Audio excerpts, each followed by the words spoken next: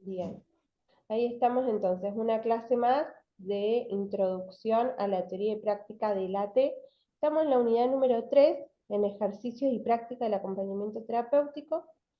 Estuvimos trabajando en la unidad 3 lo que corresponde a las herramientas, ¿no? A las Sí. herramientas vinculadas al ejercicio y a la práctica del rol del acompañante terapéutico. Estuvimos viendo algunas herramientas, como puede ser la La escucha, escucha, la pregunta, ¿no, la Ceci? observación y el registro.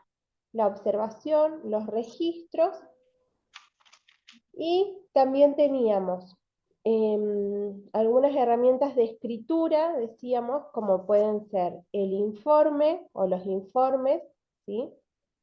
Los presupuestos, planes de trabajo también, pueden ser otras herramientas que necesitamos al momento de las herramientas escritas, esto que vos decías de los registros, ¿sí? Y había un material también sobre entrevistas, ¿sí? Entrevistas de admisión, ¿sí? Que algo de eso pudimos comentar la clase pasada. Y hoy vamos a continuar con supervisión y código de ética, ¿sí? Que son algunas de las cuestiones que guían eh, nuestra práctica, nuestro ejercicio profesional.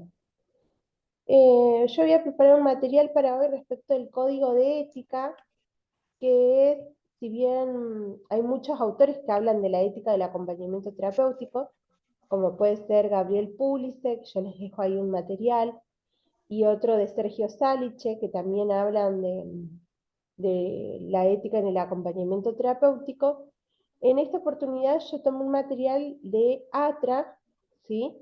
Que es la Asociación de Acompañantes Terapéuticos de la Argentina, ¿sí? Que tiene un código de ética publicado en la web, ¿sí? Donde se establecen algunos principios sobre el acompañante terapéutico, sobre las prácticas de acompañamiento terapéutico. Algunos derechos, deberes y principios, ¿sí? Que todo acompañante debiera respetar según este código de ética, cumplir, ¿sí? Llevar adelante respecto de su práctica profesional, ¿no? En el texto de Salice y de Pulis ustedes van a encontrar como una perspectiva desde donde ellos entienden la ética, toman este concepto de ética aristotélica, comparan las cuestiones de ética y moral, ¿sí? Es un material eh, complementario que si tienen la oportunidad de leerlo, o si hay alguno de los dos autores que ustedes van descubriendo que les gustan en la lectura, invito a que los tomen, ¿sí? Pero si ustedes me dicen en qué consiste el código de ética, quizás lo más ordenado o lo más puntual, ¿sí? Esté dado por lo que propone ATRA, ¿no? Esta Asociación de Acompañantes Terapéuticos de la Argentina, ¿sí? Por eso yo de ahí hice una extracción, ustedes la pueden buscar en la web, yo hice como una síntesis para compartir en la clase de hoy y que podamos ver de qué se trata, ¿sí? Eh, este código de ética, en qué consiste, ¿sí? Eh,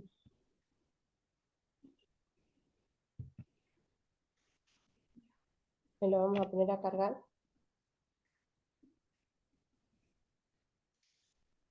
Si ustedes lo tienen que buscar, es Asociación de Acompañantes Terapéuticos, decíamos, de la Argentina. Ellos tienen el código de ética. Yo hacia el final les dejo el link o el enlace para que ustedes, si quieren entrar, porque yo hice una síntesis, ¿sí? He Bien. seleccionado algunos puntos para que trabajemos hoy.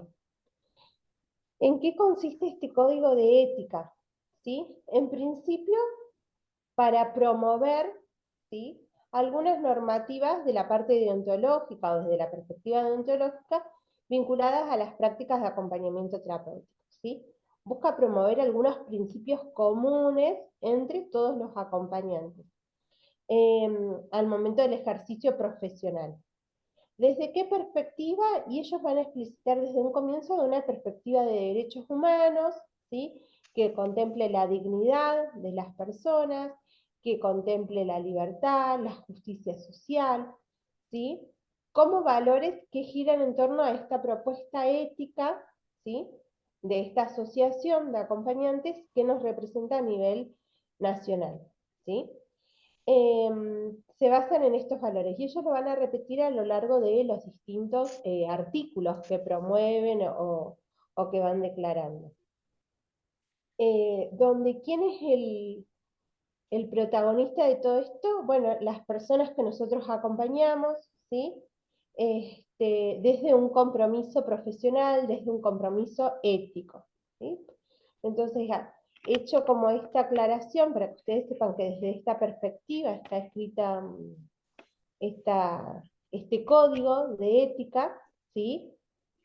Van a poder identificar qué es lo que pretende este código de ética. Bueno, en principio garantizar el bienestar psíquico, ¿sí?, de los sujetos que nosotros acompañamos, garantizar los derechos humanos fundamentales, ¿sí?, la idea de bienestar social, la idea de compromiso, de responsabilidad de los profesionales frente a su desempeño, ¿no?, respecto de sus prácticas, ¿sí? Y también eh, dejar de lado, ¿no?, aquellos criterios que discriminen, que juzguen, ¿no?, a las personas por su condición.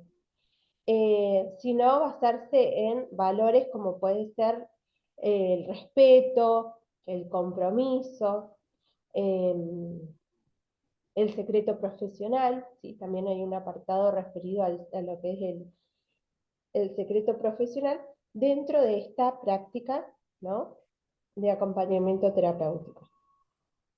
Esto como a grandes rasgos en su introducción, en sus fundamentos ustedes lo van a poder encontrar, está más detallado, yo solamente estoy tomando algunas coordenadas que después van a empezar a desglosar en cada uno de los apartados, en los derechos, en los deberes, en el secreto profesional, en los principios, ¿sí? Van a ver que están publicados en la web, perdón, quería ver si alguien me sigue con están publicados en la web, son extensos, yo he seleccionado, ¿sí?, algunos los vamos a ir enumerando hoy, ¿bien? Decíamos, algunos de estos principios, ¿cuáles son? Por ejemplo, Respeto. tenemos acá lo que nombra como A, ¿no? Respeto por los derechos y la dignidad de las personas. Ese es el primer principio. ¿Por qué? Porque decíamos justamente que se basa en los derechos humanos fundamentales. Entonces ese es el primer principio, ¿sí? El respeto por los derechos y por la dignidad. Adhiriendo a la Declaración Universal de los Derechos Humanos, ¿sí?, a la dignidad de las personas. A la privacidad. ¿Cómo? A la privacidad A la privacidad, a la no discriminación, ¿sí?, a la igualdad. Esto que vos decís es a la privacidad y a la confidencialidad, ¿no?, que es el punto que vamos a desarrollar más adelante, que está vinculado al secreto profesional. La autodeterminación y la autonomía, ¿sí? Todo eso es lo que abarca uno de los principios, el primero al menos que enumera este código de ética, que es el respeto por los derechos y la dignidad de las personas. El segundo de los principios tiene que ver con las competencias, ¿sí?, del acompañante. Entonces, el A está pensado para los acompañados, el B está pensado, ¿sí?, desde la perspectiva del acompañante terapéutico, cómo se compromete cada uno a asumir, ¿sí?, esa responsabilidad. la idoneidad en el trabajo, ¿no? Lo que estamos llamados a hacer, digamos, desde nuestro rol de acompañantes terapéuticos. Asumir nuestras competencias, nuestras habilidades, identificar cuáles son nuestras limitaciones, ¿sí?, dentro de los servicios que nosotros brindamos.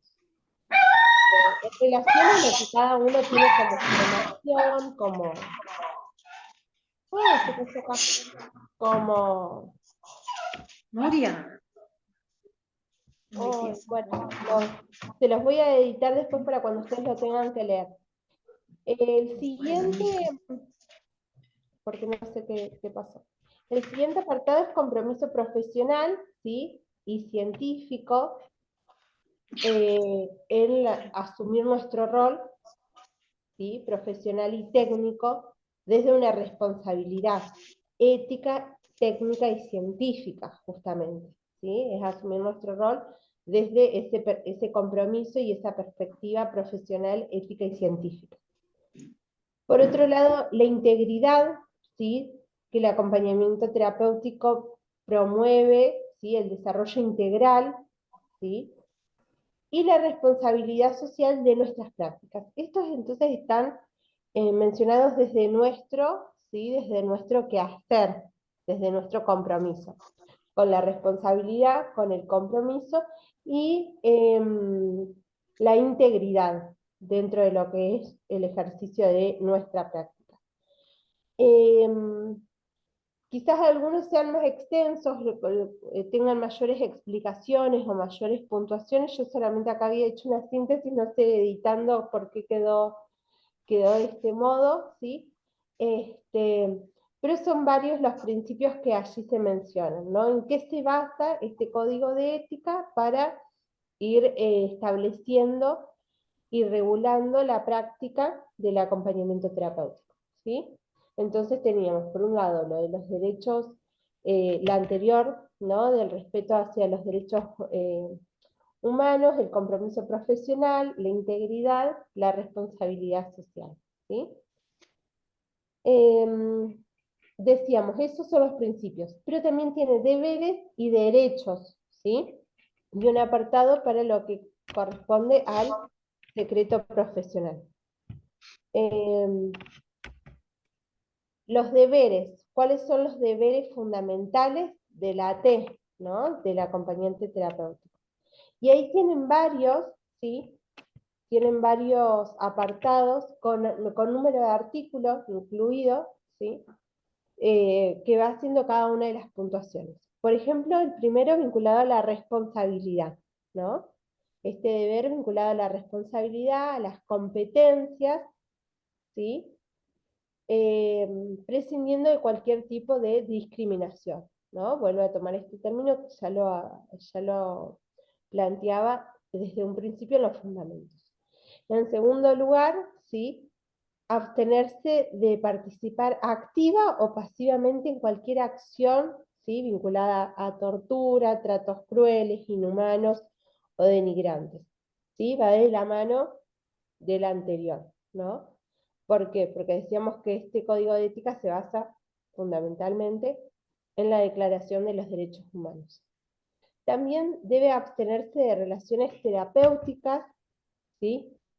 Con personas que tengan un vínculo de autoridad o familiaridad estrecha, ¿sí? Esto que decíamos, no podemos ser acompañantes terapéuticos de nuestro jefe, ¿no? De mi hijo, de mi hija, ¿no? Porque ya no es estrictamente una relación profesional, es otro tipo de vínculo, ¿no? En este caso habrá que saber derivar o saber consultar a algún colega que pueda acompañar a ese sujeto que quizás está vinculado con nosotros de manera estrecha, ¿sí? Y en los casos de trabajar con niños, decíamos, creo que lo mencionábamos en la clase pasada, el tema de obtener el consentimiento, ¿sí? De las familias, de los padres, madres o tutores que acompañen la crianza de ese niño, niña o adolescente, ¿sí? Es importante que en esos casos siempre tengamos el consentimiento de los familiares o del familiar que esté a cargo de ese sujeto, ¿sí? Ningún acompañante presentará su nombre a personas no facultadas, ¿sí? Por autoridades competentes, ni colaborar con acompañantes terapéuticos inhabilitados, ¿sí? ¿Por qué?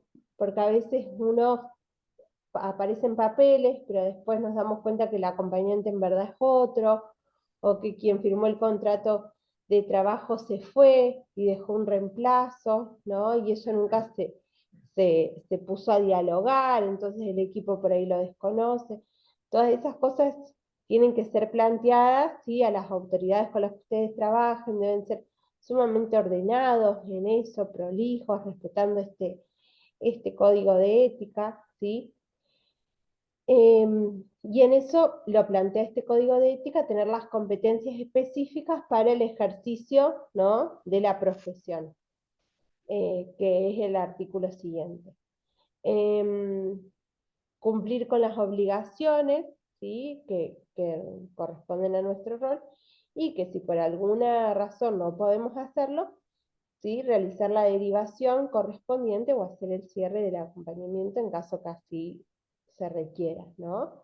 Un poco estas instancias nos ayuda a pensar el código de ética, qué pasa cuando no puedo continuar un caso, qué pasa cuando tomo un caso, en qué condiciones viene, qué pasó con el acompañante anterior, ¿sí? Todas esas cosas nos ayuda a pensar este código de ética para que ustedes vayan ahí, si tienen alguna duda o alguna consulta, puedan recurrir a ello a ver en qué condiciones, ¿no? En qué condiciones asumimos esta responsabilidad del ejercicio profesional. Ahora, ¿cuáles son algunos deberes dentro del ejercicio? Dentro de algunos deberes respecto del acompañante terapéutico, ¿no? Bueno, ¿cuándo comienza el acompañante terapéutico? Ese es el primer artículo. Se comienza una vez que se solicita la presencia de la AT por parte de un profesional, ¿sí?, o por parte de algún familiar. Hay algún profesional o algún familiar que nos solicitó como acompañante para ese sujeto, ¿sí? Recuerden que pueden ser en una institución o de manera individual o de manera particular, ¿sí?, en algún domicilio, pero siempre tenemos que estar convocados por alguien para poder nosotros hacer ejercicio de nuestro rol. Y ahora, una vez que nosotros comenzamos ahí, ¿qué se nos va a pedir? Que articulemos nuestro trabajo con los equipos, con el equipo tratante, ¿sí?, con los otros profesionales que tratan a ese sujeto. Eso es lo primero que se nos va a pedir, ¿sí? Ahora, también, otra cuestión de deber, si se quiere, ¿sí? El acompañante terapéutico debe propender a que los pacientes gocen del principio de libertad de elección, ¿sí? Ellos también que puedan tomar elecciones sobre la práctica del acompañante. Otra cuestión que se plantea acá como deber, ¿sí?, debe establecer la comunicación de sus objetivos, de su metodología. ¿Se acuerdan cuando nosotros trabajamos informe y plan de trabajo? Decíamos, bueno, comunicar, en ese caso era de manera escrita, cuáles son nuestros objetivos de tratamiento, cuál es el encuadre de trabajo, cuáles son nuestros honorarios, con qué frecuencia vamos a ir. Esto también forma de nuestros deberes, forma parte de nuestros deberes como acompañantes terapéuticos, ¿sí? Otro de los deberes, responsabilidad de concluir la tarea que se realiza o hacer la derivación pertinente, ¿no? Eso es otro de nuestros deberes, esto que decíamos. Nos explica en este código de ética, en el artículo 9, qué hacemos cuando comenzamos, pero en el artículo 12, nos dice, bueno, si tenemos que concluir, cómo lo vamos a hacer, y si nosotros no pudiéramos continuar y el tratamiento sí tiene que dar continuidad, podemos hacer una derivación, ¿no es cierto? Por otro lado, respetar la voluntad. Profe, Sí. una duda que estoy leyendo, que está diciendo, cuando, por ejemplo, ahí dice que el paciente, o sea, vos estás acompañando a alguien y el paciente se niega a ese acompañante terapéutico. En ese caso, que si el paciente se niega, ¿tiene que dejar su función o lo decide el profesional, el psicólogo, el psiquiatra?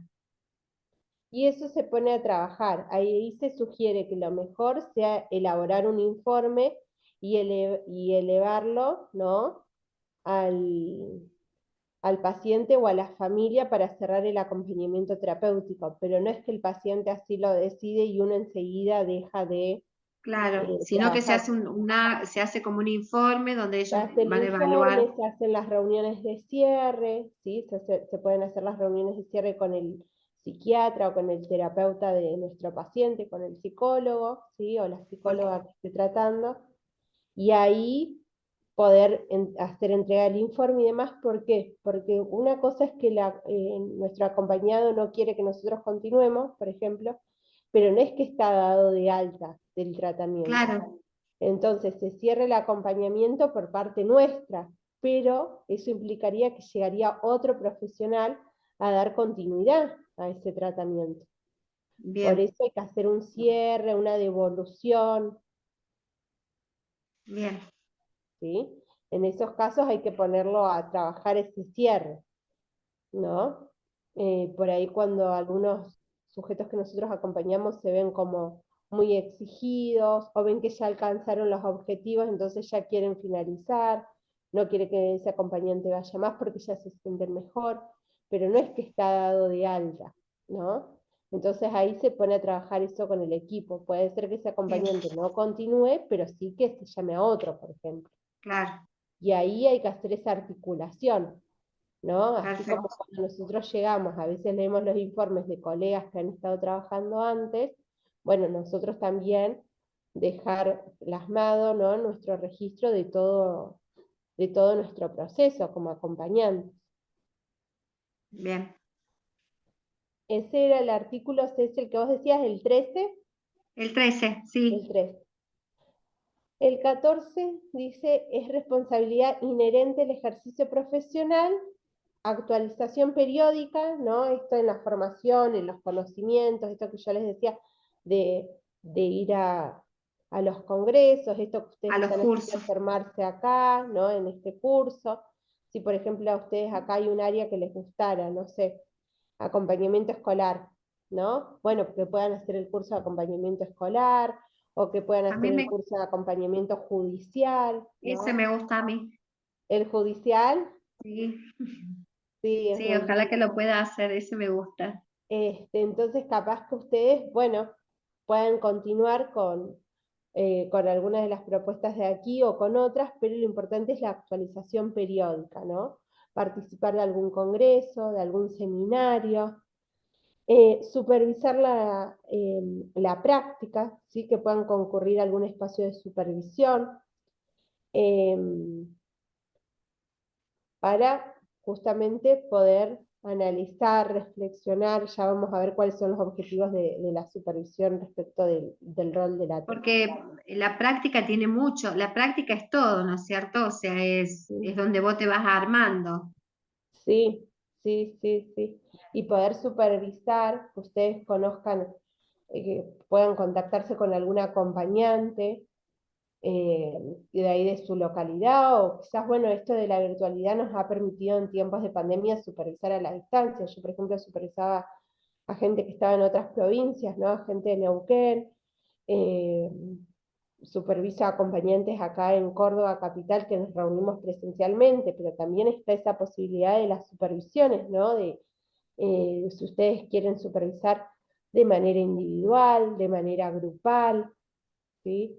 Si quieren ir a supervisar, no sé, un dispositivo donde son dos o más acompañantes, pueden ir ustedes en grupo y hablar con un supervisor respecto bueno, de cómo están llevando adelante su proceso de acompañamiento terapéutico.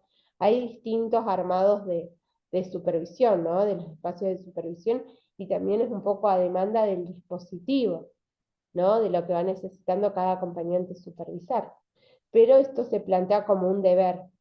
La formación y la supervisión son como deberes inherentes a la práctica, ¿no?, de acompañamiento terapéutico. Forman parte de la responsabilidad ética. Después, en el artículo 15, es inconveniente realizar publicaciones con referencias técnicas, ¿sí?, o procedimientos personales, como cuestiones no especializadas, eh, si previamente no han sido sometidas a consideración en el ámbito específico.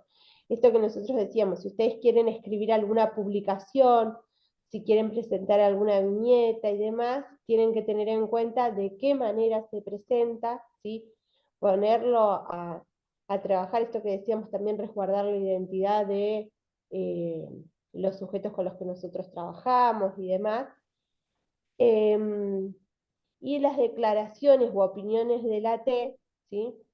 deben ser en relación a la práctica, siempre con el fin de informar, ¿sí?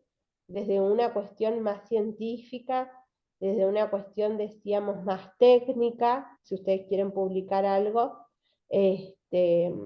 y adecuándose al formato que ustedes quieran presentarlo. No es lo mismo que ustedes escriban una viñeta para su equipo de trabajo en un ateneo clínico, a si lo van a publicar en una revista, ¿no?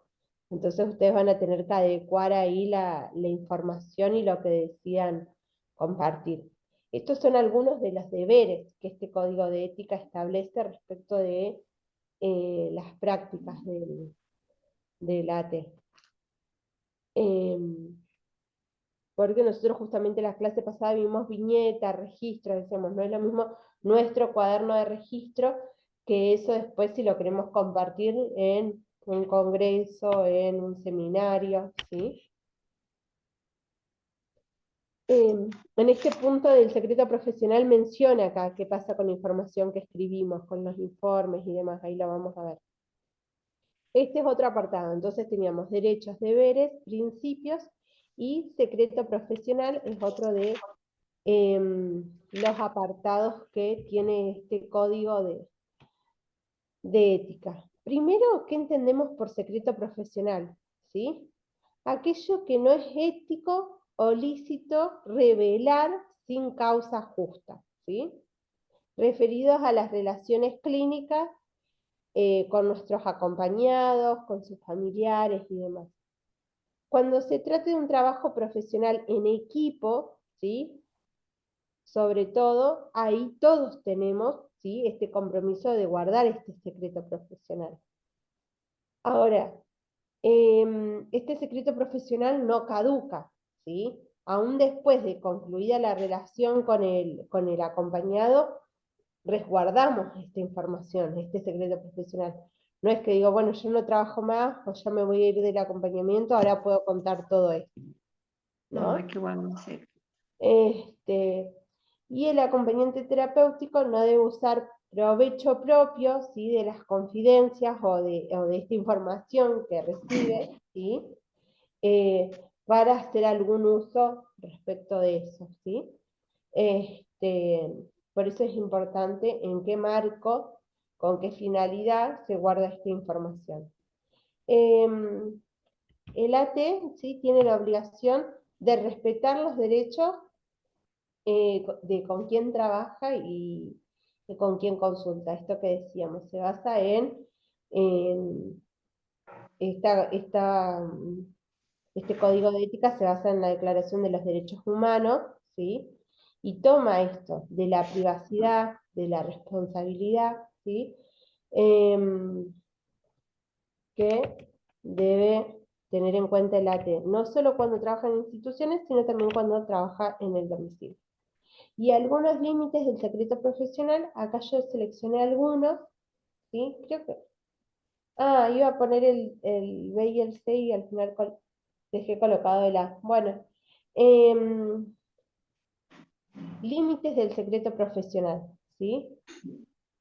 Solo podrá ser transmitido para evitar un grave riesgo, por ejemplo. Ahí lo podemos mencionar, ¿sí? Que pueda existir de nuestro acompañado o de terceros que estén involucrados.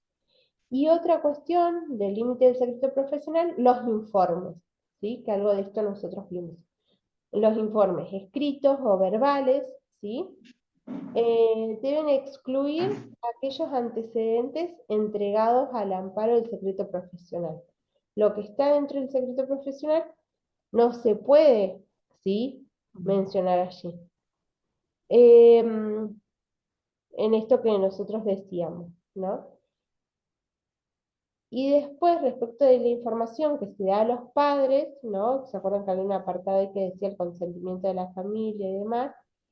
Se debe realizar de manera que no condicione el futuro de nuestro acompañado, ¿no?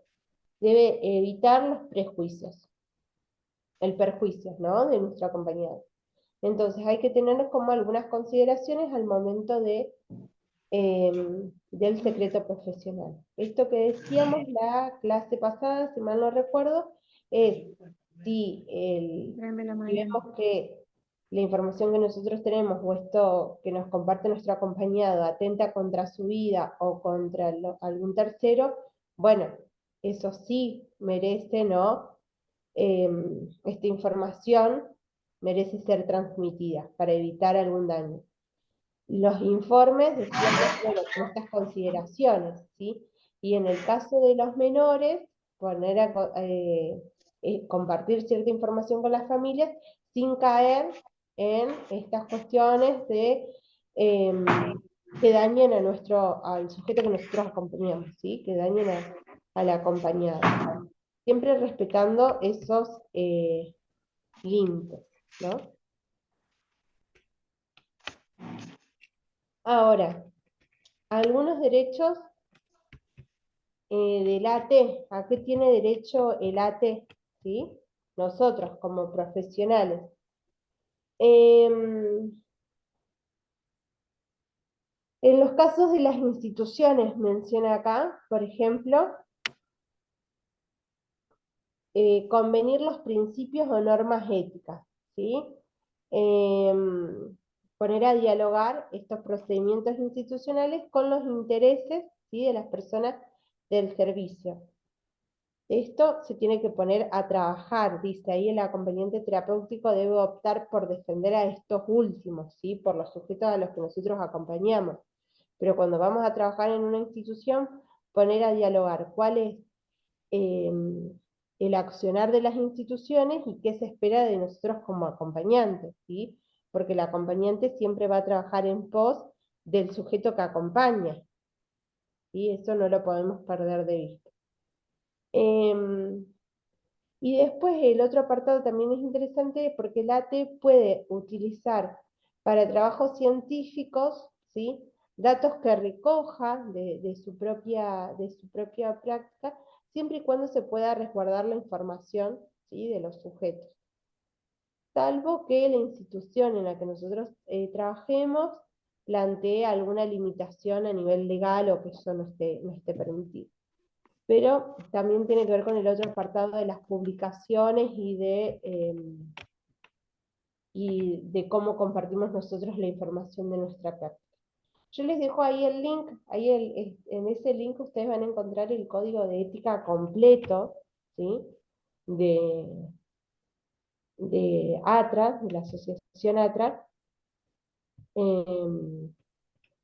para que lo puedan consultar. Esto es una síntesis, yo se las comparto, es una síntesis de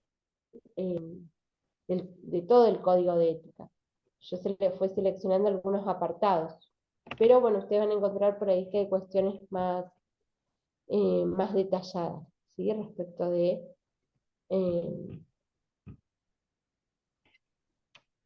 algunos de los puntos creo que estaban como más desarrollados, el encabezado, la introducción, los fundamentos. Este, pero bueno, por ahí si lo quieren consultar. Recuerden que no es el único material de ética, ¿sí? Es un material de ética, es ese. Pues hay otro que tienen ustedes de ética de Salice y ética de Pulitzer. El de Pulitzer es un poco más extenso, plantea, decíamos, una definición de ética desde una mirada aristotélica, cómo se entiende la ética a lo largo de la historia, y plantea algunos interrogantes para la ética del acompañante terapéutico hoy, pero no vamos a encontrar esta claridad o esta puntuación del código de ética como si está divulgado en la página de ATRA, ¿sí? Por eso yo les comparto este material como troncal. Este material que trabajamos hoy es como troncal. El otro es complementario respecto de eh, la ética en el acompañamiento terapéutico. Yo, porque estuvimos trabajando esto, ¿se acuerdan la clase pasada qué material querían imprimir o cuáles les parecía más importante? Quizás este de ATRA sea el principal de este tema y los otros sean complementarios. Si ustedes tienen tiempo de realizar las lecturas, pueden hacerlo, pero por ahí lo más relevante está planteado en el ejercicio profesional en este código, ¿no? Ceci, hasta acá No, alguna está claro. pregunta, No, no, ¿sí? está claro esto, sí. Bien, entonces en este material del capítulo 8 del texto de Sergio Sáliche, él propone justamente algunos aspectos de la ética del acompañamiento terapéutico, como es la supervisión, ¿sí? Y la escritura de los informes en el AT. Yo se los dejo, este material disponible, y quería compartir con ustedes algunos puntos, ¿sí?, más relevantes de esta lectura que propone este escritor, qué es lo que permite la supervisión, ¿no? ¿Por qué decimos, o por qué el código de ética que leíamos recién de ATRA dice que forma parte de los deberes de la T la supervisión? En principio, la supervisión da la posibilidad de ampliar la mirada, ¿sí?, de generar nuevos sentidos y perspectivas respecto de nuestro trabajo. También permite situar distintos momentos del caso, sus variaciones y la dirección terapéutica, ¿sí? ¿Vieron cuando dicen por a dónde va este caso? No me doy cuenta si está estancado, no sé si ha tomado un giro. Muchas veces vamos pensando eso respecto de nuestras prácticas en el acompañamiento terapéutico. Eso se pone a trabajar muchas veces en la supervisión, ¿no? Y ampliar la mirada a partir de la lectura, a partir de hablar con otros, a partir de escribir lo que yo quiero ir a supervisar, todo eso nos permite la supervisión. También permite evaluar la transferencia, la contratransferencia, esto de qué siente uno, qué siente el acompañante, qué ha sentido el acompañado, ¿sí? Revisar nuestra función como AT. Cuando tenemos dudas, la supervisión muchas veces nos permite eso, también revisar nuestras funciones como AT. La supervisión también permite proteger nuestro trabajo, ¿sí?, nuestra profesión, nuestra experiencia. Eh, ¿Por qué? Porque es un marco de cuidado, de ética profesional, entonces en ese punto también eh, permite eso. También el espacio de supervisión, acá Sergio Saliche toma esto de, nos permite producir ideas creativas, ¿sí? Esto de imaginar, de pensar, de hipotetizar qué puede favorecer el proceso, de qué otra manera podemos actuar, qué puede mejorar el vínculo, ¿sí? La supervisión también reduce la carga emocional que muchas veces genera el acompañamiento terapéutico, ¿no? La complejidad, esto que a veces nos vamos enojados del encuentro porque trataron mal a nuestro acompañado, o nos vamos angustiados porque pasó algo grave, o nos contaron algún hecho traumático y nosotros quedamos mal. Bueno, la supervisión nos ayuda a reducir este impacto emocional. Abre la posibilidad de la escucha, ¿sí? Es la posibilidad de la escucha sin un juicio de valor, sino escuchar desde un lugar genuino, desde una hospitalidad, donde la AT puede contar cómo fue el encuentro de hoy, cómo se sintió, qué le pasó, ¿sí? La supervisión también permite identificar los obstáculos, ¿sí? Por ahí si nos encontramos con algún desafío o alguna complejidad, en la supervisión la podemos poner a trabajar, ¿sí? Esto que decíamos antes. Favorecer la autoafirmación en el trabajo, poder revisar cómo vamos, qué cosas estamos haciendo bien, a qué cosas le podemos dar continuidad, por qué camino, cómo tenemos que continuar con los vínculos que estamos sosteniendo y demás. Eh, Permite revisar los objetivos planteados. ¿eh? Uno en supervisión por ahí va y dice, bueno, este objetivo quizás ya no estamos en este tiempo, o este objetivo todavía no lo alcanzamos, hay que darle más tiempo, o hay que darle menos tiempo, ¿sí? Y la supervisión nos permite a no perder el rol, ¿sí? No perder de foco el rol, nuestra práctica, nuestra esencia, ¿sí? Eh, Nos permite a repensarnos como AT cuando por ahí no estamos seguros, ¿esto corresponde a mi rol? ¿No corresponde a mi rol? Bueno, son instancias que muchas veces llevamos a las supervisiones, ¿no? Estos son algunos de los puntos que Sergio Sáliche propone, ¿sí?, para el AT. Ustedes podrán pensar otros o proponer otros, ¿no? ¿para qué más imaginan que puede servir una supervisión? Ahora, ¿con qué frecuencia se puede supervisar? ¿Hay algún tiempo de supervisión? ¿Tenemos que tener una agenda, no? Al principio, dice él, cuando comenzamos un acompañamiento terapéutico, se sugiere supervisar periódicamente, no dejar mucho espacio entre una supervisión y otra, ¿no? Que uno se pueda reunir con un supervisor periódicamente, quizás una vez por semana, quizás cada 15 días, y después, con el transcurrir del acompañamiento terapéutico, eso se puede ir espaciando, ¿no? Quizás una vez al mes. Pero una vez que iniciamos el acompañamiento terapéutico, quizás necesitamos supervisar algunas veces más, de manera más consecutiva, y después de eso sí, ir dándole más lugar entre una supervisión y otra. Ahora dice él, también a veces supervisamos cuando hay una situación de emergencia. Esto que decíamos, si nuestro acompañado, por ejemplo, no quiere que lo acompañemos más. Dice, mira, no quiero que vengas más, lo estuve pensando. Bueno, ¿no? Y eso nos descoloca. Bueno, esa situación de emergencia requiere una supervisión, ¿no? Yo puedo llamar a un acompañante que conozca, alguien que confíe que tenga transferencia o que tenga experiencia como ATL. A mí me ha pasado que algunas colegas me han llamado y me han dicho, Marta, nos pasó algo, podemos ir a supervisar, ¿no? Y aunque eran colegas que estaban en otra provincia, bueno, coordinábamos así de manera virtual o alguna llamada y supervisábamos la práctica por alguna urgencia, ¿no? Y a mí también como acompañante me ha pasado de yo llamar a un supervisor y decir, te puedo hablar por tal caso, eh, Bien, no sé. Por ejemplo, puede ser que nos pidan un informe y que nos digan, bueno, pero es para el abogado de la mamá, para el abogado del papá, y uno diga, ¿cómo hago en estos casos? ¿Qué debería hacer? ¿No? Bueno, entonces eso son instancias que por ahí uno a partir de un suceso puntual o de alguna urgencia o de alguna cuestión como muy importante, va y supervisa. Aunque no sea el día o no sea la semana que le tocaba supervisar, puede, puede hacerlo también, ¿sí? Y esto que conversábamos antes, hay distintas modalidades de supervisión.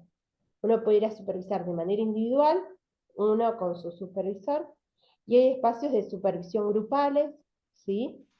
Que también pueden hacer. Hoy en día podemos supervisar de manera virtual o de manera presencial, ¿eh? Eh, no sé, en algún consultorio, en algún espacio, en algún café, o quizás por una llamada telefónica también se puede supervisar. Suponiendo, no sé, Euge y Ceci, que ustedes trabajen juntas, capaz que pueden ir las dos juntas a supervisar, ¿no? Pueden elegir un supervisor, y si las dos están trabajando en el mismo caso, pueden decir, bueno, vamos a supervisar con tal persona, que nos parece que nos puede escuchar, ¿no? Entonces van las dos y supervisan juntas. O se pueden sumar a un dispositivo grupal, capaz que hay instituciones que supervisan a muchos acompañantes, y alguna de ustedes entra a trabajar ahí y empieza a supervisar eh, de manera grupal, ¿eh? con otros, con otros acompañantes, ¿sí? Eso también como para que ustedes lo tengan en cuenta. Bueno, eso respecto del código de ética, lo que hemos estado trabajando hoy, lo que propone Saliche respecto de este eje de la supervisión. Pero también el código de ética menciona qué informar y cuándo informar, ¿no? Por ejemplo, en un informe, dicen ahí en el código de ética. Y ahí Sergio Saliche hace algunas puntuaciones respecto del informe. Nosotros ya hemos tenido nuestra clase de informe, plan de trabajo y presupuesto, ¿verdad? Esa clase que teníamos que ver eso. Yo les dejé un sí, material, pero no sé si habíamos me estado parece, sí, me parece conversando. que sí. Sí, Eh, sí. sobre los datos del acompañante, los datos del El acompañado, ¿no es cierto? presupuesto, si es forma particular, si es mutual, Bien, si es... bien. En este caso, Saliche no hace mención a lo del plan de trabajo, el presupuesto. En el código de ética ustedes vieron que hace mención a los objetivos también y los Sí, honorarios. Pero Sergio Saliche hace mención al informe, que es importante tener en cuenta respecto del informe, ¿sí? Esto es un elemento clínico del informe, ¿sí? Y se caracteriza por la transmisión y comunicación de datos que son descriptivos, ¿sí? Que aportan ideas y sugerencias respecto del tratamiento que lleva adelante el AT, ¿sí?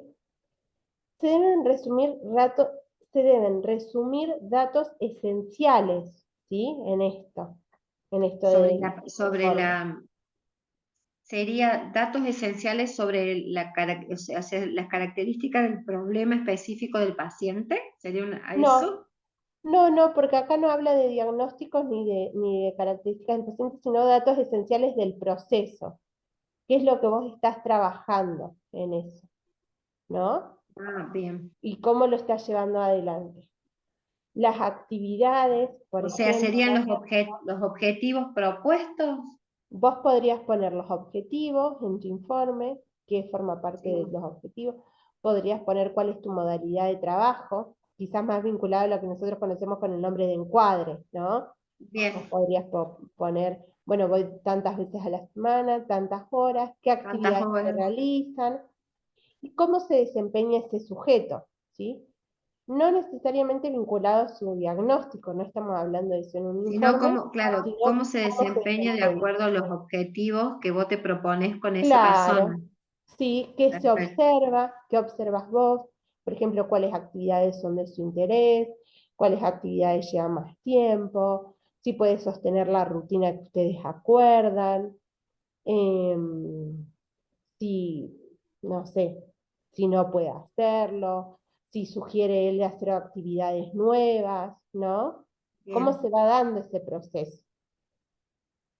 Se realiza una elaboración teórica del caso, ¿sí? Es una transmisión, una descripción de los momentos que transita el paciente, ¿sí? Y que puede variar según la etapa. Redactar convenientemente un informe es necesario porque puede influir esto en las decisiones que tomen otros colegas, ¿no? U otros miembros del equipo terapéutico. ¿Cuándo se debe escribir un informe? Bueno, acá dice a veces semanalmente, en algunos casos los equipos lo requieren, a veces nos dicen al principio del tratamiento, a veces al final del tratamiento, ¿sí? Pero el informe siempre se escribe de manera objetiva, descriptiva, no lo podemos escribir como la bitácora personal, como si fuera un diario en primera persona, sino que el informe siempre es en tercera persona, ¿no? Y es algo más técnico, por eso el modelo de escritura. Es una síntesis, el informe, es un recorte que pretende transmitir cierta objetividad, ¿sí? Em, Esto que ustedes tenían ahí, las sugerencias, evitar que colocar es muy sensible o es muy amoroso. Bueno, ¿no? En vez de decir es muy, porque es algo que nosotros percibimos de esa manera, sino que se muestra cariñoso con sus vínculos o con su entorno, claro. o, o tiene sentimientos de afectividad respecto de, ¿no? Como esos juicios que por ahí nosotros hacemos de valor o porque conocemos a nuestro acompañado, evitar colocarlos en el informe, ¿sí?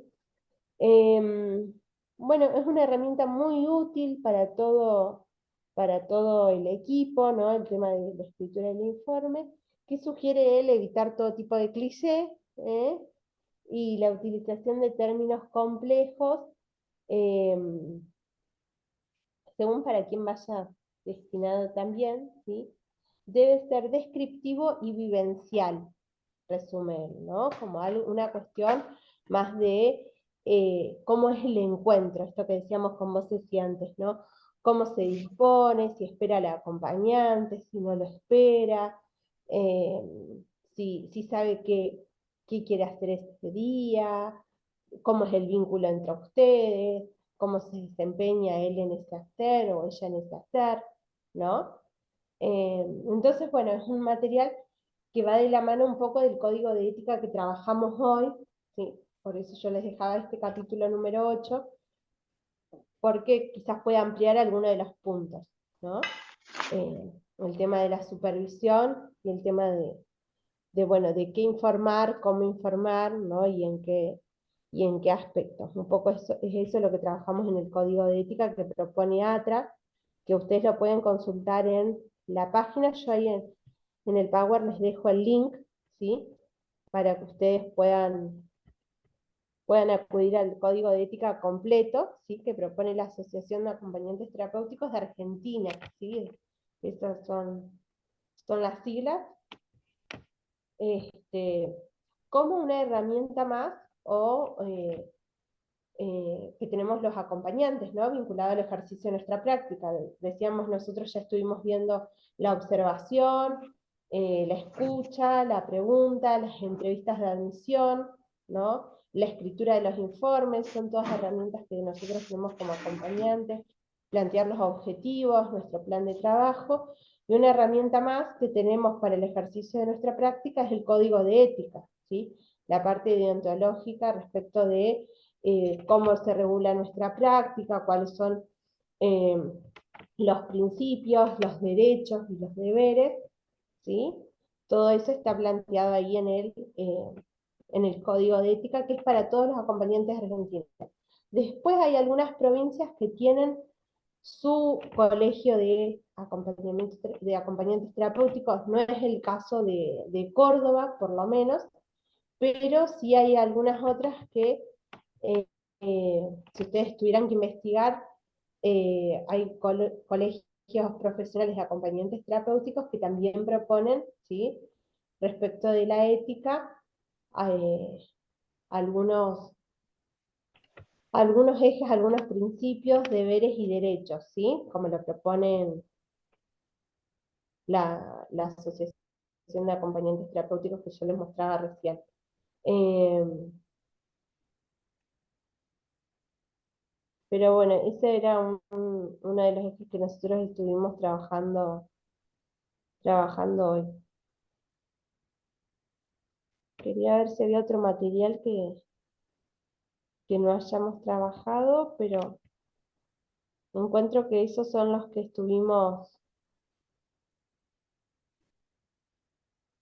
eh, los que yo les compartí en el aula virtual.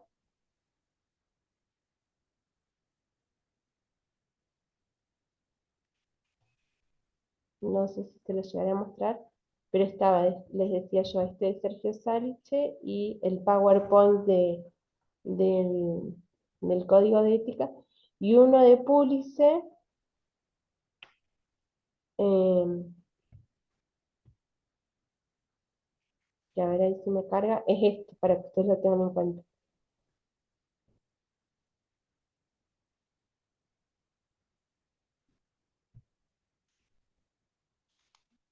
Es este, acerca de la ética en el acompañamiento terapéutico.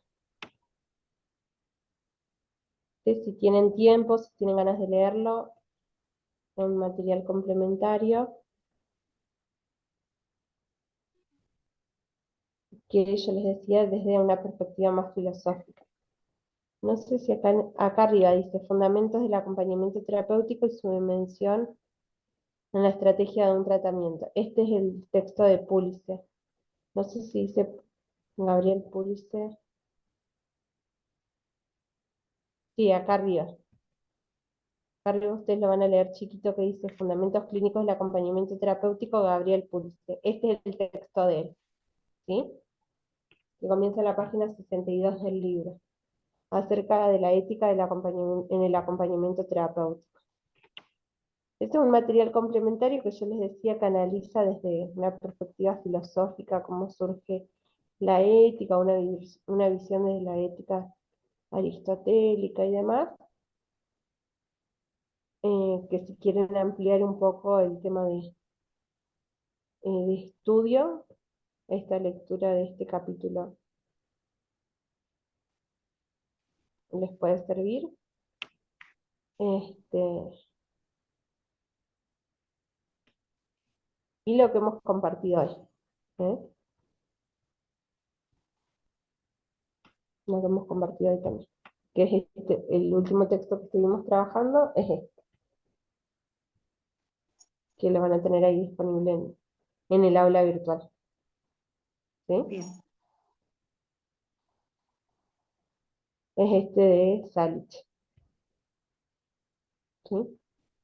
Son 5 hojitas, Bien, ¿sí? El capítulo 8. capítulo 8. Ese es el librito, profe, ¿no? Sí, ese es el librito que compartimos recién en la Perfecto, última parte de la clase. ¿Eh? perfecto. Así que les dejo esos 3 materiales, 2 estuvimos trabajando hoy, uno, si ustedes tienen tiempo, es un material complementario, pero les dejo los 2 materiales que trabajamos la clase de hoy y uno más por si alguien quiere como indagar un poco más en el tema o ampliar un poco la lectura, puede hacerlo con ese de Gabriel Pulse. ¿Eh? Bien.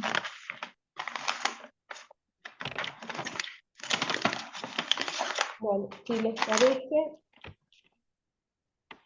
yo voy a compartir con ustedes las consignas que decíamos antes, ¿sí? Em, y,